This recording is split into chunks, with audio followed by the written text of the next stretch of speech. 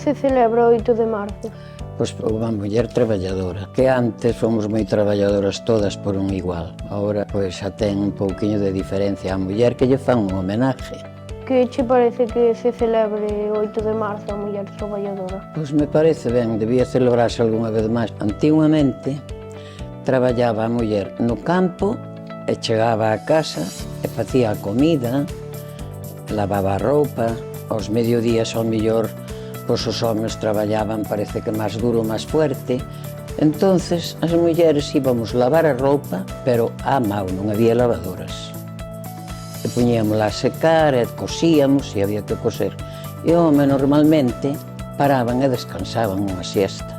A muller dormía a siesta? Ui, neniño, escasamente. A muller aproveitaba ou para coser a roupa ou para ir lavar, para despois salir e ir axudar ao campo ao home. O que pasa que agora o home chega a casa, os jóvenes, polo que vexo eu, e axudan nas labores da casa, compártenas, porque todos traballan fora. Entonces a muller vai a unha oficina ou a sitios por un estilo, pero na casa comparten os traballos todos. Así deberás facer tú, seguro que levas esa idea. E ti que querías ser de maior? Mira, a mí eu de nova tiña muchísima ilusión por ser maestra. Dunha que me gustan muchísimos nenos e me gustaba esa profesión, pero eu non pude logralo porque mi padre enfermou moi novo, morreu moi novo, e xa me tocou quedar no campo luchando do que había, traballando do que había. Queres ser de maior policía?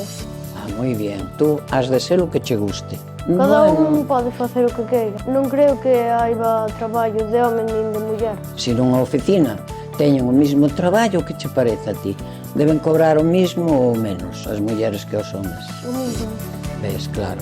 En cambio, eu recordo que sentía dicir, cando era como a ti, algo máis, as mulleres teñen que coser, aprender a coser e facer o caldo, porque non poden subir a un andamio. Non deben de subir, non podíamos. A parte que había faldas, que non había nin chándales.